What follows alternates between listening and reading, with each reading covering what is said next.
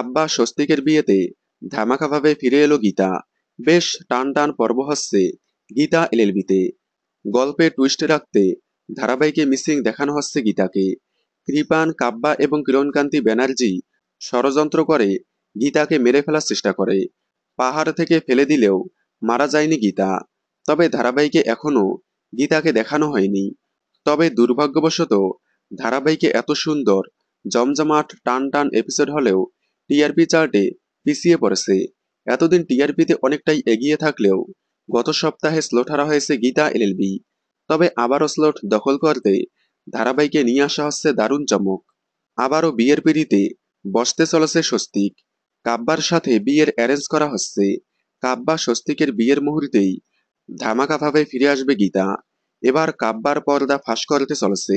গীতা বিয়ের মণ্ডপে ফিরে আসলে গীতাকে দেখে চমকে যাবে সকলেই। গীতা কাব্যার বিরুদ্ধে সব প্রমাণ জোগাড় করে এবার কাব্যার পর্দা ফাঁস করতে চলেছে।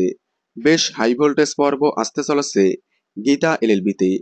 তাই কোনোভাবেই মিস করবেন না গীতা এলএলবি।